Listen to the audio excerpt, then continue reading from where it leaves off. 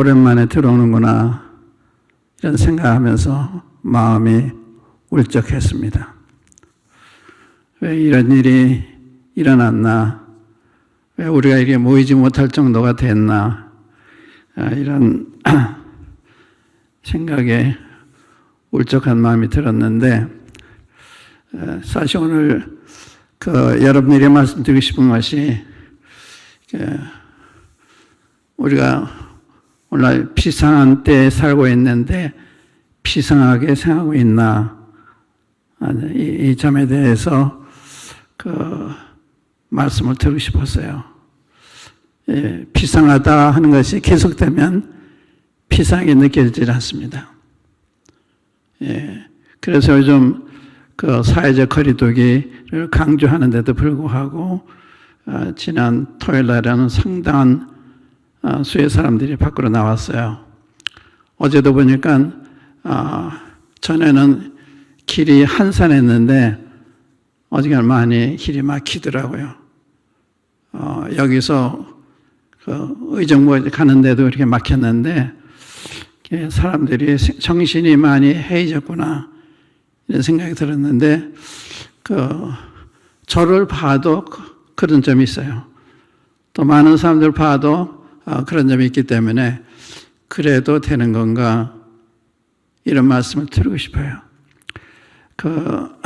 어떤 점에서 비상하냐? 성경에 보면은 애굽에 하나님께 재앙을 내리실 때 개국 이래로 이런 일이 없었다. 개국 이래로. 바로가 당한 하나님의 재앙은 10가지였는데 그러한 경험을 해본 적이 없었습니다. 그러한 재앙을 당했는데 어떤 점에 비상한 거냐 하는 것은 전례 없는 일이 오늘날 우리에게 일어나고 있다. 오늘날 이러한 일은 전 세계적인 현상입니다. 전 세계적인 온 세계가 두려워할 만큼 또 어떠할 바를 모르고 당황할 만큼 어려워하면서 이동도 통제하는데 문 밖에도 나가지 못하도록 국경이 폐쇄된 것이 벌써 오랜 시간이 지났는데 이제는 개인이 자기 집 밖에 나오지 못하는, 우리나라는 그렇지 않지만 지금 미국 같은 데도요, 켄터키주에서 밖에 나왔다가 전자팔찌를 당하는, 또 물림을 받는, 또 중동에서는 밖에 나가면 체포를 해요. 잡아갑니다. 자기 문 밖에 나왔는데 이런 것이 없었던 일입니다. 전에 없었던 일이 오늘날 우리 앞에 일어나고 있다. 비상한 거죠. 굉장히 비상한 것입니다. 성경에 이 지구상에 이 재앙이 올 것이다. 이게 예언이 되어 있어요. 지구상에. 놀라운 거죠. 그러니까 성경이 놀라운 책이다. 하나님은 놀라우신 분이다. 이건 지금 일어나고 있는 것이 규모가 환란 때 일어날 거와는 비교가 안 되지만 그러나 비슷한 상황이 벌어지고 있는, 그래서 한번 어떤 점이 비상한지 이것이 세계적으로 일어나고 있다는 점, 한번 이게 성경이 예언이 되어 있다 하는 거 말씀드려볼게요. 누가복음 21장 한번 열어보세요. 누가복음 21장 35절. 21장은 마지막 때 일어날 징조를 말씀하는 가운데 종합적으로 하신 말씀인데 35절 보세요. 이날은 온 지구상에 거하는 모든 사람에게 임하리라. 이게 AD 33년경에 하신 말씀이잖아요. 그러니까 상당히 오래전에, 거의 2000년 전에 이런 말씀이에요. 이날은 온 지구상에 거하는 모든 사람에게 임하리라. 또 한 구절 보겠습니다. 계시록 3장 한번 열어보세요. 계시록 3장 10절 말씀입니다. 계시록 3장 10절, 이것은 주님께서 빌라델피아 교회에 하신 말씀인데, 내가 나의 인내의 말씀을 지켰은즉 내가 또한 너를 지켜 시험의 때를 면하게 하리니 이는 장차 온 세상에 임하여 땅에 거하는 자들을 시험할 때라. 이거는 AD 90년대 95년경 학자들이랑 95년경인데 이때 말씀한 거예요. 우리 성경을 이렇게 볼 때 날이 갈수록 성경은 정말 진리로구나, 하나님 말씀이로구나, 이거 아는 게 중요합니다.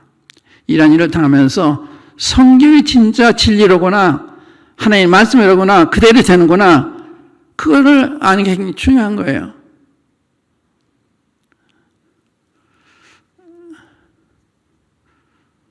또 한 구절 볼게요. 마태복음 24장 한번 열어보세요. 마태복음 24장 21절입니다. 21절. 마태복음 24장 21절. 이는 그때 큰 환란이 있겠음이라. 창세로부터 지금까지 이런 환란이 없었고 후에도 없으리라. 이건 지금 이 사태는 아닙니다. 이 사태를 믿게 하는 말씀입니다. 창세 이전에도 창세에도 없을 이런 대규모의 그런 환란인데, 어느 정도의 환란이냐? 그날들을 감하지 않으면 모든 육체가 다 죽는다. 전 인류가 전멸을 당할 만한 이런 환란이 다가오고 있다는 거예요. 거기에 대한 전주곡입니다. 환란에 일어날 일이 사시거나 믿게 하는, 경계하게 하는 이런 말씀이에요. 또 한 구절 볼게요. 계시록 18장 한번 열어보세요. 계시록 18장. 이거는 이제 세계 경제가 일순간에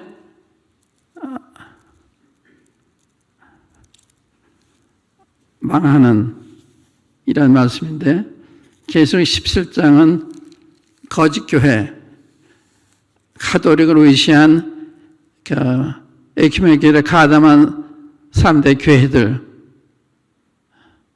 성경 말씀을 믿지 않는 이런 교회들, 거짓 교회를 가리kin 17장은, 18장은 앞으로 일어날 로마 제국을 가리키는 겁니다. 로마 제국의 경제가 일순간에 무너지는 걸 말씀한 거예요.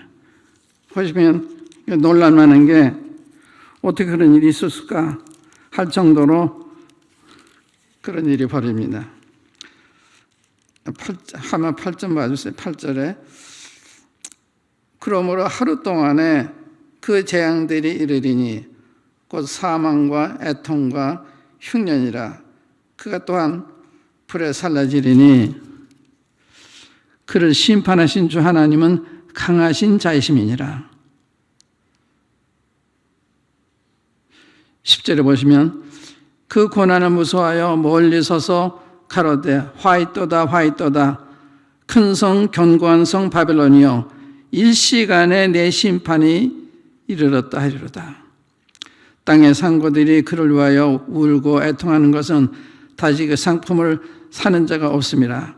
그 상품은 금과 은과 보석과 진주와 세마포와 자족감과 비단과 붉은 옷감이요 각종 향목과 각종 상아 기명이요 값진 나무의 진유와 철과 옥석으로 만든 각종 기명이요.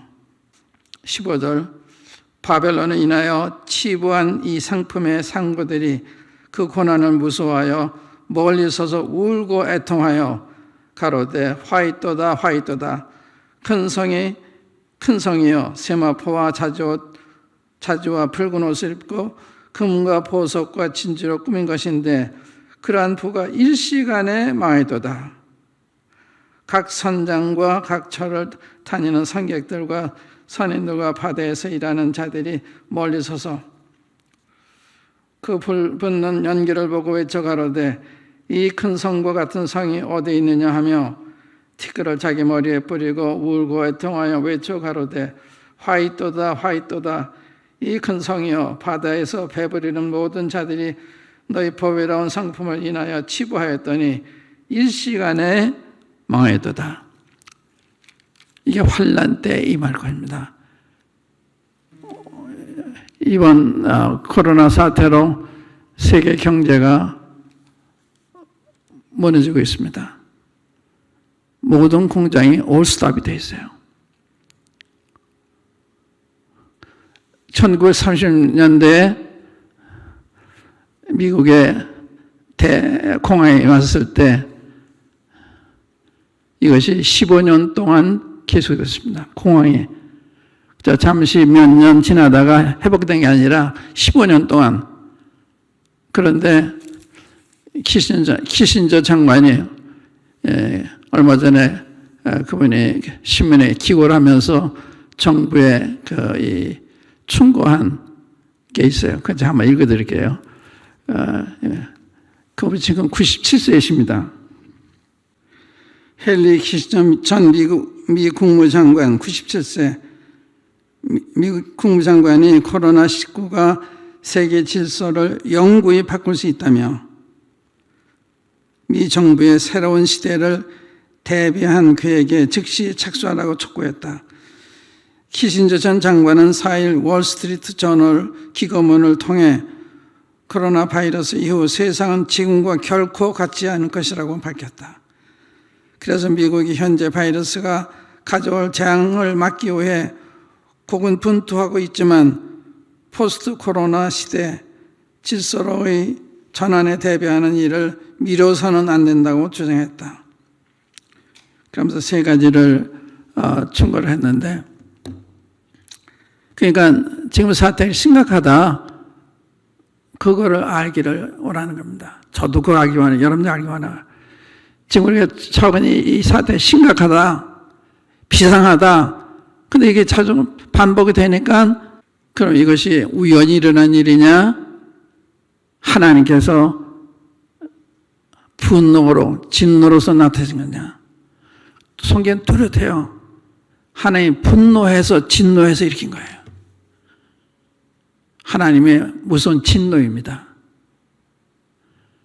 누구를 향한 진노냐? 제가 그 생각을 했어요. 하나님의 자녀들에 대한 진노냐, 세상에 대한 진노냐? 제 결론은 하나님의 자녀에 대한 진노가 아니로구나. 세상에 대한 진노로구나. 거기에는 두 가지 이유를 생각해서, 하나는 바벨탑을 쌓을 때 저들이 성을 쌓아서 하늘까지 높게 하자. 우리 흩어지지 말자. 그때 하나님께서 언어를 혼잡케 해서 그 뜻을 이루지 못하도록 하셨습니다. 지금은 이동을 못하고 있습니다. 그때는 언어인데 지금은 이동을 못하게 하는 거예요. 지금은 각국이 무역과 이동을 통해서 경제가 발전하고 상호 도움이 됐는데 이동이 딱 그치니까 사람이 이루려고 한 일을 이룰 수가 없게 됐습니다. 예를 들면 AI, 인공지능이 많은 것을 할 수 있다고 생각하고 있어요. 앞으로는 전쟁에도 인공지능만 로봇가 전쟁을 하게 되는, 또 자율자동차를 만들어서 운전을 하지 않아도 자동적으로 우리의 차 타면서 컴퓨터를 할 수도 있고 서로 담화를 하면서 갈 정도로 차가 알아서 목적지에 가는 것입니다. 사람이 복제인간을 만들면 제가 원하는 사람 만들어요. 원하는 사람. 키가 큰 사람은 키가 큰 사람, 작은 사람은 작은 사람, 똑똑한 사람, 과학자면 과학자를 만들 수가 있어요. 그런 복제 기술이 발달이 되어 있습니다. 그러니까 하나님은 그만, 여기까지 그만. 그걸 이루지 못하지 이렇게 하늘 손을 대시는 거예요. 그럼 이것이 얼마나 오래 지속될 것이냐? 오래일 수도 있고 짧을 수도 있습니다. 성경에 보면 오래 지속될 거다 하는 말씀이 있는데 그거는 백성들이 회개하지 않고 그럴 때 오래 지속되는 건데 한번 출애굽기 9장 한번 열어보세요. 출애굽기 9장. 거기에 재앙과 관련해서 배울 점이 여러 가지가 있습니다. 일곱째 재앙 이제 우박에 대한 이야기부터 시작이 되는데 출애굽기 9장 13절부터 보시면 여호와께서 모세에게 이르시되 아침에 일찍이 일어나 바로 앞에 서서 그에게 이르기를 히브리 사람의 하나님 여호와의 말씀에 내 백성을 보내라. 그들이 나를 섬길 것이니라. 내가 이번에는 모든 재앙을 내 마음과 내 신하와 내 백성에게 내려 너로 온 천하에 나와 같은 자가 없음을 알게 하리라. 이게 재앙을 허락하신 뜻 가운데 하나입니다. 하나님을 알게 하는, 온 천하를 통치하시는, 우지좌지하시는 무서운 하나님, 두려운 하나님, 위대한 하나님 계시다는 걸 알기 원하는 거예요. 느부갓네살 왕이 그걸 몰라서 하나님이 그걸 짐승이 되게 해가지고 배울 때까지 짐승을 살다 깨달았을 다시 전직으로 회복하는 하나님 인간 나라 타신다는 사실, 우리를 타신 사실, 우리 가정과 우리 개인을 타신다는 사실을 안다고 하는 게 굉장히 중요한 거예요. 내가 살아있는 이 존재 자체가 내가 사는 게 아니에요. 하나님 허락해서 은혜로 사는 것입니다. 근데 왜 그러냐? 이런 재앙을 주신 이유가 온 천에 나와 같은 자가 없음을 알게 하려 한다. 15절 내가 손을 펴서 온역으로 너와 내 백성을 쳤다면 네가 세상에서 끊어졌을 것이나. 온역이 무서운 거예요. 13세기에 영불 전쟁이 100년 동안 계속이 됐는데 생각해 보세요. 전쟁이 100년 동안. 그런 동안에 농사일을 못하게 되니까 식량 사태가 오죠. 전쟁을 하게 되니까 병도 생기죠. 경제난, 또 질병난, 또 사회가 피폐해지죠. 그 다음에 유럽에 이러한 재앙이 왔을 때 유럽 인구의 3분의 1이 죽었습니다. 3분의 1 생각해 보세요. 성경에 하나님이 재앙을 내리실 때 세계 인구의 3분의 1, 3분의 1에 죽는 것을 기록하고 있습니다. 그러니까 하나님 하시고자 하면 꼼짝할 수가 없는 거예요. 내 개인을 다루시든지 우리 가정을 다루시든지 우리 교회를 다루시든지 우리 나라를 다스리시든지 세계 다스리든지 꼼짝 못하죠. 지금 세계 꼼짝 못하잖아요. 조그만 이 병균 하나에 쩔쩔매는 거예요. 이렇게 무력한 게 인간입니다. 사람이 모르는 것 중에 두 가지가 있는데 하나는 자기를 몰라요. 자기가 얼마나 작다고 하는 거, 얼마나 무력하다고 하는 거, 그걸 몰라요. 또 하나는 하나님을 몰라. 하나님이 나를 지으신 분이고 내 상사복을 주장하는 분이고 세계를 좌우하신 분이고 이걸 몰라요. 16절에 보면 내가 너를 세웠음은 나의 능력을 내게 보이고 내 이름으로 온 천하에 전파되게 하려 하였음이니라. 이 하나님 뜻이 여기 숨겨져 있어요. 모든 사람이 이 코로나 바이러스를 이 재앙을 내리신 분이 하나님이다. 온 세계를 알기 원하신 거예요. 두려워하기 원하는 거예요. 22절, 24절 보시면 우박의 내림과 불덩이가 우박에 섞여 내림이 심히 맹렬하니 애굽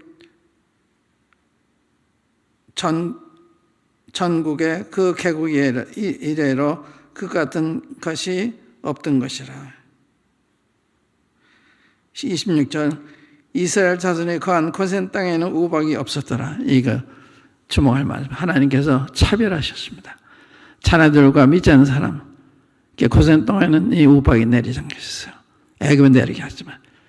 그래서 주님이 우리 자녀 덩어리들을 대한 게 아니로구나. 우리를 보호하시고 사랑하시는구나.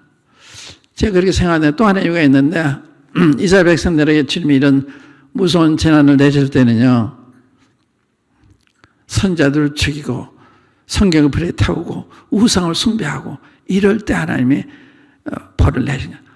내리기 쉽지 않으신다. 할 수 없이 내리신 거예요. 더 만회할 수 없을 때 하나님 그런 일을 허락하셨습니다. 근데 우리는 좀 그런 상태나요. 우리 연약한 건 있지만 우리가 우상숭배하고 그런 건 아니죠. 탐심 우상숭배이기 때문에 여기에 영향을 받는 사람은 없지는 않지만, 그러나 그런 것 때문에 그렇게 한다고 생각하지 않습니다. 그래서 자녀들은 주님이 보고 계시는, 그게 제가 감사한 거예요. 그래서 제가 이 코로나 사태가 벌어졌을 때 대구로 전화해서 대구의 성도들한테 아직도 아무도 감염 있는 사람이 없다.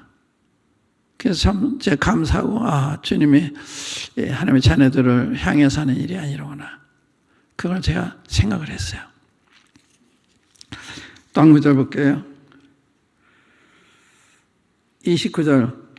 모세가 그에게 이르되 내가 성에서 나가자. 곧 내 손을 여호와를 향하여 펴리니 그리하면 내 성이 그치고 우박이 다시 있지 않을지라. 세상이 여호와께 속한 줄을 왕이 알리이다. 그거 하나님 깨닫기 원하신 거예요. 바로 왕으로 하여금 세상에 하나님께 속였다. 이거 그리스도인들 잘 몰라요. 근데 이것이 하나님이 재앙을 내신 이유입니다. 이게 언제 끝나느냐? 하나님이 우리를 보시고 그 노를 돌리세요. 예를 들면은 민수기 25장에 보면 이스라엘 백성들이 발락 모압 왕에 의해서 우상을 숨기고 음행을 행하고 춤추고 그럴 때 하나님께 재앙을 내리셨습니다. 하나님 진노하셨어요. 그 중에 한 레위인이 미디안 여자를 데리고 들어왔어요. 그걸 대선 비냐스가 보고 창으로 찔러 죽였습니다. 그때 재앙이 그쳤어요. 그가 나에게 질투하는 걸 질투로 저를 죽였다고 주님이 고맙게 생각하셨어요.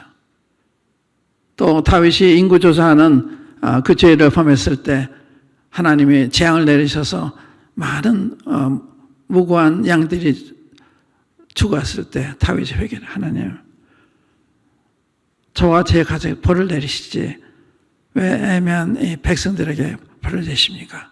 하고 회개했을 때 죽이는 천사 때 stop. 제가 끝했어요. 재앙이나 징계나 심판이나 하나님이 시작을 모르고 하나님이 마치면 하나님이 구반해야 되는 거예요. 방역을 잘해야 되는 건 아니에요. 방역을 해야 되죠. 그건 중요한 것입니다. 그러나 방역이 첫째가 아니에요. 하나님과의 관계가 첫째입니다. 하나님 관계를 바로 하는 데서부터 시작이 돼야 되는 거예요. 근데 사람들은 이 코로나 사태 오니까 코로나 자체 어떻게 감염이 안 되나, 감염이 안 되게 하나, 필요한 거죠. 그러나 먼저는 왜 하나님 이런 일이 허락하셨나, 어떻게 해야 되나, 하나님 관계를 잘하는. 이와 관련해서 여러분들 신명기 8장 읽어보시고 9장도 읽어보시고 또 32장과 33장, 31장, 33장 한번 읽어보세요. 지금 시간이 없기 때문에 여기까지 말씀을 드리겠는데, 신명기 8장 보시면 너희들이 살찌고 모든 게 풍부해졌을 때 교만해지고 하나님을 버렸다. 하나 잊어버리고 버렸다. 그게 문제입니다. 우리가 살게 좋아지니까 하나님을 등하냐 하는, 그게 우리의 위험성이에요. 우리가 원하지 않아도 모든 게 편하니까 하나님에 의지할 필요를 안 느끼는 거예요. 그래서 교회 생활도 습관적으로 하는 거예요. 여기까지만 할게요. 여기까지만 하고, 우리가 비상한 시대에 살고 있다. 이 비상한 것을 잊지 않아야 된다. 또 성경은 그 말씀은 전능하신 하나님의 말씀이다. 성경은 진리다. 이때 이거 하는 거 굉장히 중요한 거예요. 이 성경이 이게 정말 진리로구나. 하나님의 말씀이로구나. 하나님의 손에 모든 게 달려있구나. 하나님의 필요는 정말 무력하구나. 하나님은 경외해야 되겠구나. 그래서 먼저 그 나라 그 일을 구하는 여러분 제가 되길 바라요. 하나님 그걸 우리가 바라신 거 하나님께 돌아오기를, 말씀으로 돌아오기를, 그런 말씀을 우리가 어떻게 하는 바를 가르쳐 주시는 거예요. 여기까지 하겠습니다. 감사합니다.